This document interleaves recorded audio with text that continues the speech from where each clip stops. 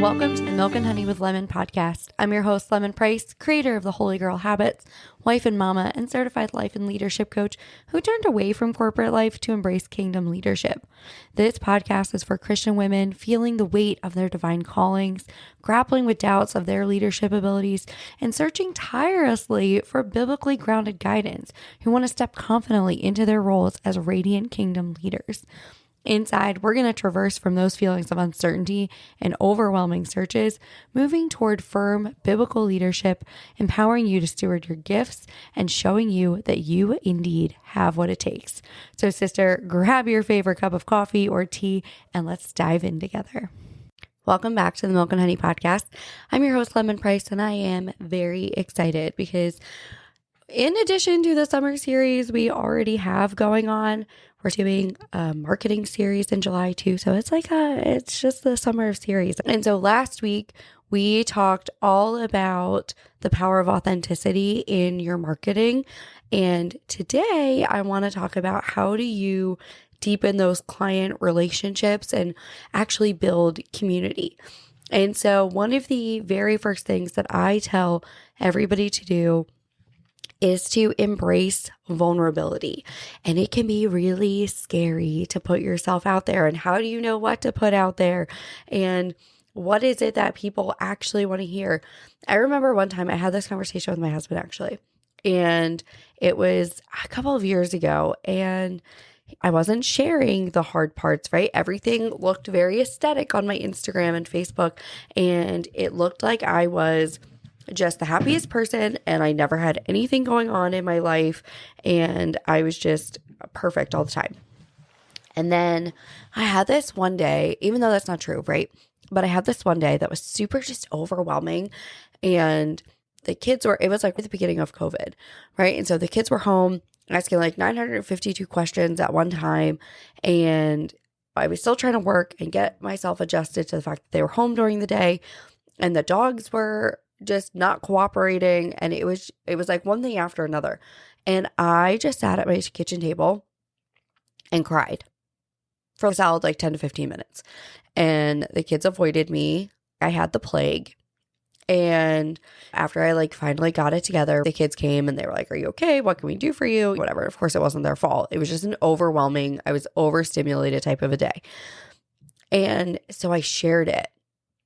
Right? I shared this post about how things can be really challenging, and how I don't always have it all together, and how my life does not look like the perfect Instagram feed or anything like that.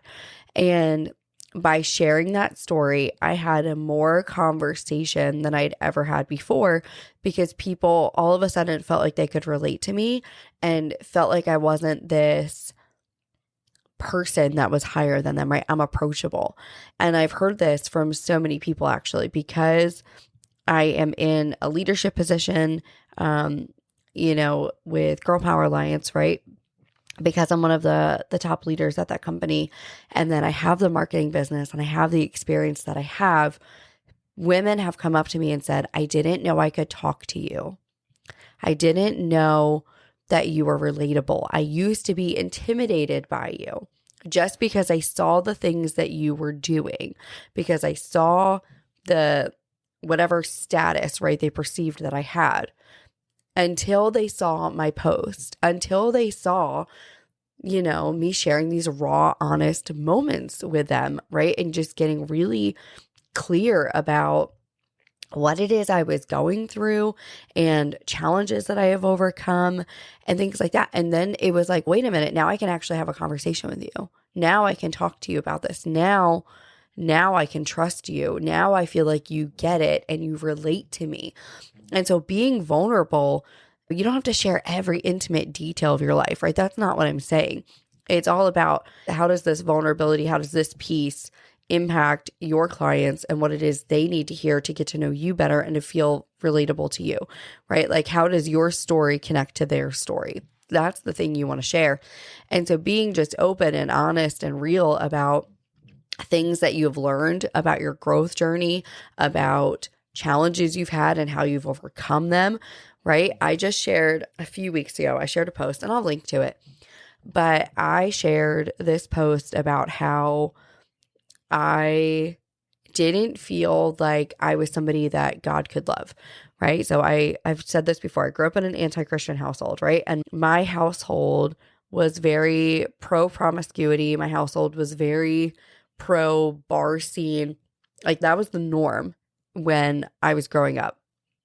And it was encouraged, right? And it was a very different situation, right? And so I shared this post about how my idea of a fun time was to get blackout drunk and to hook up with whatever dude had been buying drinks that night. And when my neighbor came to me and she said, "Hey, do you want to come to my Bible study?" And I was like, probably not, right? Because I was living in sin and I was in a shame spiral and all of these things. And so when she came to me and she said, "Come to my Bible study and I'll feed you and I know you're home." So I go and she starts talking about the atonement and how Jesus can cover whatever sin is happening in my life, and Jesus loves me. And even if I was the only sinner in the entire world, Jesus still would have sacrificed himself for me and the things that I've done. And I thought I struggled with that concept, right? So I struggled with hearing that because I'm like, how can you say that to me and not know, without knowing the things that I've done the night before or what I'm going to do probably this weekend, because I was in such a sin shame spiral situation and they were feeding each other. And so I'm like, how can you say that to me? And so I grappled with that whole concept at first. I believed it, right? I'm like, okay, yeah, sure.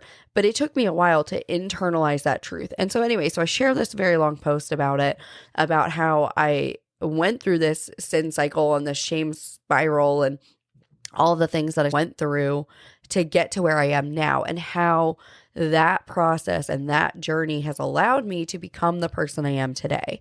That I can talk to people who aren't quite there yet, right? There's I'm sure my husband won't care. We're in a different spot with our faith. We're just in a different spot, and that's okay. But I don't have to force things on him, right? I just get to have conversation with him and watch God do his thing because I understand. Because I have been to some pretty gross depths and of sin and stuff like that. And that's not where my husband is at all in any way, shape, or form. He's definitely not in the place that I was, right? But if I can go from this place that I was in to where I am today, then I can relate to the questions that he has and the conversations he needs to have. And it's the same way when I talk to other people. When I share this vulnerable piece of myself, I had more comments and more conversations in the DMs, again, than I probably ever had. And that post is still getting traction weeks later. And it's because I felt like I needed to share this vulnerable piece for people to get to know me, but also to create some authority in the things that I'm saying, because I have actually walked the walk that I'm telling people. I've talked the talk that I'm talking about here, right? Like I've done the things. And so when you can show part of your journey, it does create this deeper trust and likability and rapport with the people who want to work with you, because it's really easy. Like I said, it's really easy for people to look at me, to look at you and see you as somebody 100 steps ahead of them, when in reality, you've been where they are and you understand. And when they can see, hey, this person has been there, and if they can get from where I am to where they are now, then surely they can help me achieve the same thing, because they actually understand. And that's how you deepen this relationship with them, is by sharing intimate pieces of yourself and letting them see. I didn't just wake up and have all this knowledge, right? And it wasn't completely smooth sailing for me, right? I had to learn these things. I had this challenge. I had to grow through it. I had to learn this. I walked through this thing so that I can mentor you and help you and get you to where you want to be. And that's what people are looking for. Molly Chatter-Gomez, she was all the way back on like episode 5, right? And Molly, her big thing is your story is meant to be mentorship for somebody else. Your story is meant to be mentorship for somebody else. So God will not waste one moment, not one mundane or a terrible situation that you've been in for the believer. He will not waste a single moment of it. And if you can figure out how to harness that and share it in a way that is authentic and relatable, you will have these deep client relationships that you're looking for. You will create relationships with people who are your number one fan and will sing your praises and your skill set from the rooftops with other people because they trust you and they trust the process that you've walked through and they trust that you're able to get the results that they're looking for. And so this is the other part of this, is when you are vulnerable, right? When you can share the messy, hard parts of your life, it allows the people you work with to feel comfortable to open up and to be authentic themselves. You are creating this safe space for clients to share their challenges, their goals, their aspirations, because they've seen somebody that is a few steps ahead of them do that very thing. And to not be afraid to share the hard, messy stuff. It is all about creating a space where they can do that. I had a coaching session with one of my friends, right? I got my life and leadership coaching certification through Girl Power Alliance. And to get that certification, I had to go to San Diego for 3 days and do a ton of training and in-person coaching and all those kind of fun things. And so while I was there, I was having my friend, Dr. Rachel, she will be on in a few weeks here talking about this, but Rachel is a naturopathic doctor. And I saw her do I think it's an electrodermal scan. She'll listen and she'll tell me if I got that wrong, but it was a scan where she tests people to find out what's inflamed, what's not functioning properly, all this kind of fun stuff. And so she had done it to one of my friends 6 months prior, and it was tough, right? The news was tough. There was a lot of crying, a lot of praying during that situation. And I said to her, I'm like, I need to do the same thing, right? I have been struggling to lose weight for the last decade. I can't figure this out. No doctors can figure it out. I'm having a really hard time here. And at that time too, I was doing semaglutide and I was losing weight, but I was super, super sick. The B12 wasn't working. And my doctor was like, you need to stop doing this because you're getting really sick from it. And so I'm like, I got to figure this out. And I set that up. She brought all this stuff to San Diego and we were like, okay, we're going to do this. Well, I had a coaching session literally a few hours before then. And the session there was 3 of us, right? So there was me, the coach, and somebody watching and recording and taking notes to offer feedback, right, for us as we're coaching, because that was part of the thing. And I was 0% prepared for the conversation we were going to have. And I got very real and very vulnerable with my coach. And there was a lot of crying, and I shared a lot of very intimate things about myself and the way I was feeling and feelings about my marriage and about my life and about God and things that I had never expressed before, right? So I share these very intimate, real things. Then, because we had created that space of sincerity and vulnerability, right? When it was time, so we had to switch, right? So I had to coach one person while the other recorded, right? And so we all just took turns taking each role. So when it came time for my coach then to be coached by the person who had recorded our session, we had already opened this space, right? And we were we were off away from people, right? And so we were able to, again, have a very honest conversation and work through a lot of tough emotions because we had created the space to do that. And it was beautiful. Like there was a lot of I know there was breakthrough on my end. There was breakthrough on my coach's end. There were women who were able to achieve dreams and goals that they've had for a long time. And we empowered them to go and do that. And it was because the vulnerability that each one of it, as one of us shared something real, raw, and honest and vulnerable, it gave permission to everybody else to be real, raw, honest, and vulnerable about what it is that they're going through and the goals that they have and the aspirations that they have, because we created the space to do that by being vulnerable ourselves and creating that trust.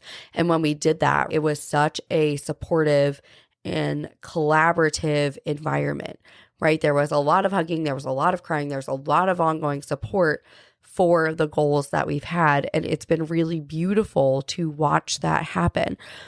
And so don't be afraid to be vulnerable. Again, figure out the stories that make sense to share. And when you're in a place where you've healed from that story and when you can see how it's impacted where you are now, and so choose carefully, right? I don't want you to put your whole life on blast here. Choose carefully the stories that matter, but choose stories that nobody could find by doing a Google search of you. Choose to share parts of yourself that maybe aren't pretty because people need to see it. And when they see it, they will take action. They will feel inspired. They will want to get vulnerable and have the breakthrough and the change that it is that they are looking for themselves. We are doing a disservice to our clients by not being real, raw, honest, and vulnerable and authentic to our story and our process. And then I want to end on this sort of note here. So when we are in a vulnerability space, especially in the service-based industry, it fosters a community of innovation and growth because people feel comfortable sharing the ideas that they have and the process that they think it should go, right? We get to have good conversation about feedback and learning from each other and learning from our own mistakes and quote unquote failures. I don't see anything as a failure unless it stops you from doing something. But we get to create a space where it's safe to do that and it's safe to have conversation. It's very interesting to see because I can tell you two stories. So my last corporate job that I ever had was not a safe place for me to share ideas. And I thought it was. I thought it was a place where I could share and be honest and vulnerable about the way I saw marketing. But that wasn't the case. So I tell this story all the time about relationships and things like that and creating a safe work environment for innovation. So I'm at this company. I thought it was safe to share things. And what happened is I shared an idea on marketing that was backed by data because I'm a big fan of the numbers and the data and the science behind the conversation that you're having with clients dictate the marketing. That's always been my philosophy. And so I shared this based on numbers, and I walked into work the next day and my office had been vandalized. And so, again, not a safe space, and I never shared another innovative idea that I had again. And so they missed out on a ton of what I bring to the table because it was no longer a safe environment for me to be vulnerable to share. Now, I want to juxtapose the way that they handled innovation and sharing ideas versus my experience with Girl Power Alliance. So I was here in the very beginning. I think there was like less than 40 ambassadors when I joined Girl Power Alliance. Now there's about 400, which is crazy to see how fast it's grown in a year. And so I've been able to have really great conversation with the founders, right? Actually, literally just got a text from the founder, Michelle Schaefer, about something. So right, like we're all close, and I feel like everybody has this closeness and the intimacy with them. But anytime that we come to the founders and we're like, hey, I have this idea, and they're like, great, run with it. And they're so supportive. They are so encouraging. For instance, Danae, she's on my team. I love her so much, but she has this beautiful vision to impact the younger generation. And she was getting ready to do something on her own when she came to Girl Power Alliance. She had a conversation with the founder about it, and they are getting ready to do something so incredible for the 18 to 25-year-old demographic. And it's because, again, we created a space that was open to vulnerability, where feedback is encouraged and done in a loving, Christ-like capacity, and people feel comfortable sharing their goals, their aspirations, and innovation.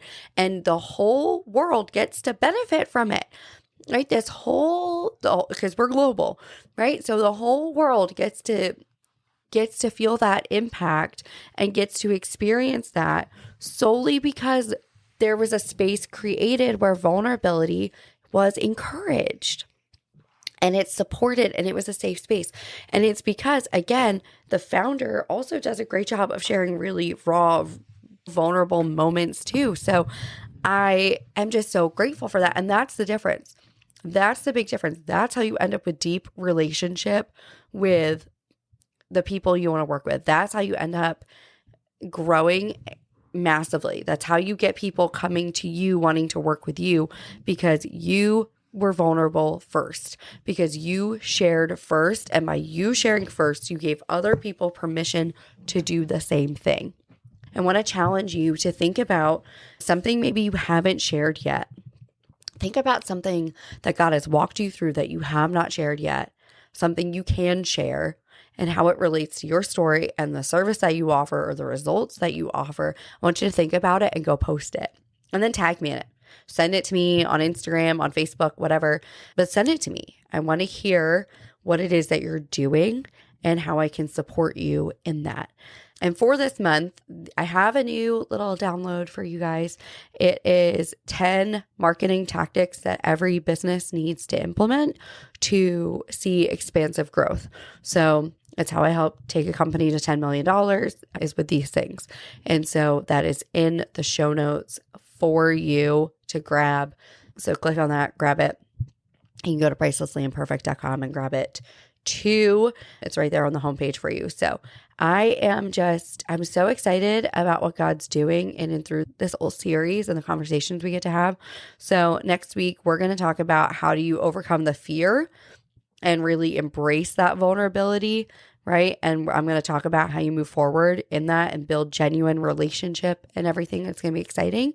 And then to wrap up this fun series, we're going to talk about authentic marketing and branding and how do you do that? So I am excited to just continue this conversation with you. As always, feel free to tag me in anything. Tag me in your takeaways. I love seeing those. It brings me a lot of joy.